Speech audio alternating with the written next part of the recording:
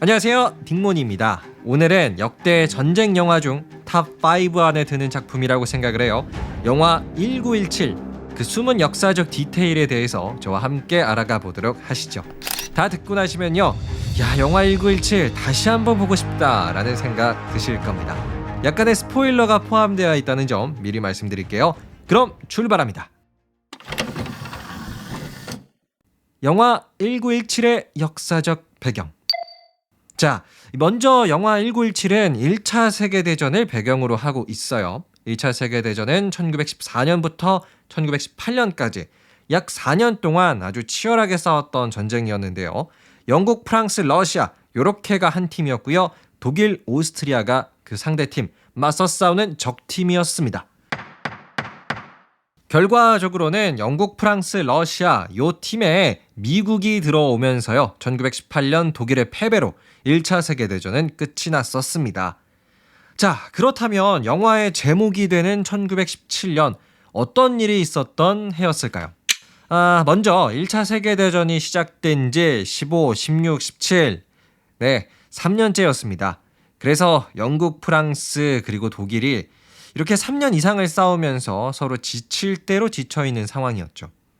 자, 그런데 당시 1917년 2월부터 시작을 해서 러시아가 1차 세계대전에서 갑자기 빠져요. 왜냐하면 이때 러시아는 그 레닌 아시죠? 레닌. 이분이 등장을 해서 러시아 혁명을 일으켰거든요. 그래서 러시아는 1917년 이때 사실상 1차 세계대전에서 빠지게 됩니다. 근데 이게요, 굉장히 큰 사건이었던 게 뭐냐면 영국, 프랑스, 러시아 원래는 이렇게 세 나라가 한 팀이잖아요. 근데 갑자기 러시아가 나 혁명 때문에 전쟁 그만해야겠다 라고 말하는 상황이에요.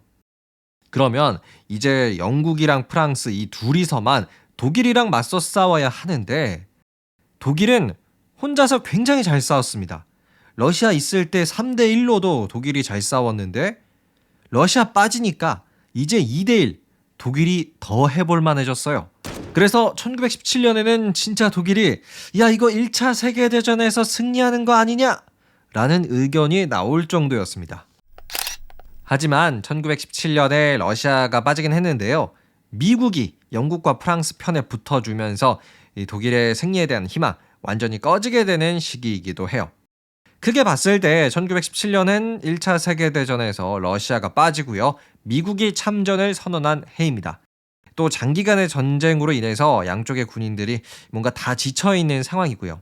그래서 영화 1917을 계속 보시면요, 양쪽의 군인들이 뭔가 전쟁의 그 긴장감이 아니라 오랜 전쟁으로 인해 지쳐있는 모습으로 표현이 되고 있어요. 그러면 조금 더 자세히 영화 1917에 숨겨진 역사적 디테일 4가지만 더 알아보도록 하겠습니다.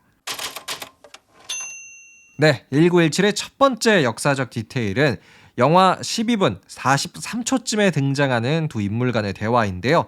한 친구가 주인공 스코필드에게 이렇게 말합니다. 넌 솜 전투 때도 살았잖아. 네, 마치 솜 전투에서 살아남은 게 굉장히 대단한 일인 것처럼 말하고 있죠. 여기서 솜 전투는 1916년에 치러진 1차 세계대전을 가장 대표하는 전투 중에 하나입니다.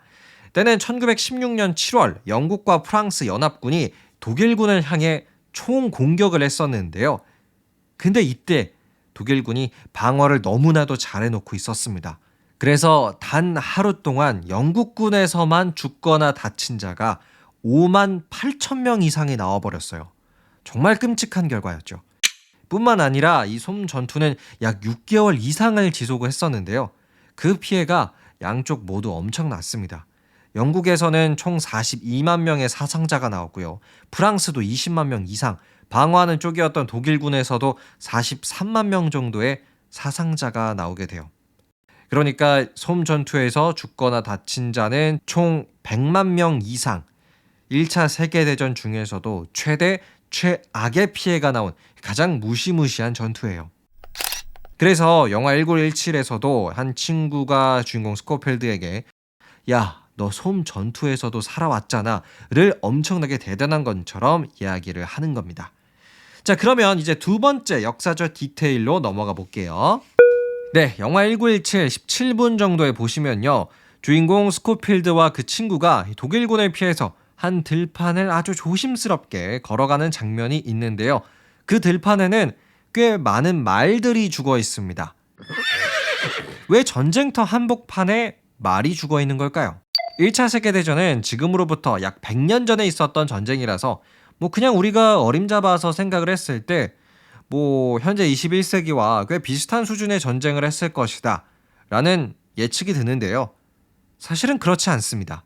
한 역사가의 표현에 따르면 1차 세계대전 때의 전쟁은 1800년대 프랑스 나폴레옹이 했던 전쟁과 크게 다르지 않았을 것입니다. 일단 우리가 잘 아는 탱크, 미사일 이런 건 전혀 없었고요. 군인들이 움직일 때도 주로 걸어 다녔다고 해요. 계급이 높은 장교들은 차를 타는 경우도 있긴 있었는데요.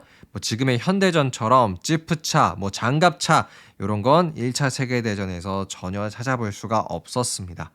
그래서 병사들의 중요한 이동수단 중에 하나가 말이었던 거죠. 아마도 이러한 상황을 표현하고자 영화 1917에서도 말이 총에 맞아 죽어있는 모습을 그려낸 게 아닐까 생각을 해요. 자, 그러면 이제 다음 역사적 디테일로 넘어가 볼게요. 네, 영화 55분쯤에 보시면요. 주인공 스코필드가 우연히 한 영국 군인들을 만나는 장면이 있는데요. 이 영국 군인들 속에 보시면 인도인으로 보이는 한 병사가 있습니다. 1차 세계대전 당시 영국은 식민 지배를 하던 인도인들을 전쟁에 참여하게끔 했는데요. 총 60만 명 정도의 인도인들 1차 세계대전에서 활약을 했습니다. 이 중 14만 명의 인도 군인들이 프랑스와 벨기에로 투입이 됐었고요. 인도는 이때 1차 세계대전에서의 군사적 경험을 토대로 인도로 돌아가서 자신들의 군대의 힘을 키우는데 사용을 했었다고 합니다. 자, 그럼 마지막 역사적 디테일로 넘어가겠습니다. 네, 영화가 거의 끝나는 부분 1시간 34분에 드러나는 장면인데요. 주인공 스코필드가 막 뛰어다니고 있을 때 영국의 한 장교가 병사들에게 공격 전략을 설명해주는 장면이 있습니다. 근데 자세히 들어보시면요. 이 공격 전략이라고 하는 게 정말 뭐가 없어요. 그냥 돌격하라입니다. 이처럼 1차 세계대전 때의 전투는 그냥 돌격하는 게 전부였어요. 뭔가 뒤에서 공격을 하고 약간 적진을 교란시키고 이런 게 아니라 군인들을 최대한 많이 모은 다음에 그냥 돌격. 이게 1차 세계대전 때의 현실입니다. 그러다 보니까 공격하는 입장, 그냥 돌격하는 입장에서는 수많은 희생자가 나올 수밖에 없었어요. 오히려 방어하는 쪽은 참호 속에서 기관총으로 달려오는 적들을 향해 계속 쏠 수 있었거든요. 그리고 또 1차 세계대전은 아까도 말씀을 잠깐 드렸지만 장갑차나 탱크 이렇게 적군의 공격을 뚫고 나갈 수 있는 무기들이 없었기 때문에 공격하는 쪽의 피해가 더 클 수밖에 없었습니다. 그래서 영화 1917에서도 이 공격을 막으려고 주인공 스코필드가 이 대대장에게 편지를 전달을 해준 거고요. 자, 지금까지 영화 1917 속에 숨어있는 역사적 디테일에 대해서 소개를 해드렸는데요. 이런 역사적 디테일을 알고 1917을 다시 한번 보신다면요. 조금 더 재밌게 관람하실 수 있을 겁니다. 그럼 오늘의 이야기는 여기서 마치도록 할게요. 끝까지 함께 해주셔서 감사드리고요. 저는 더 재미난 역사 이야기로 함께 하겠습니다. 감사합니다. 안녕히 계세요.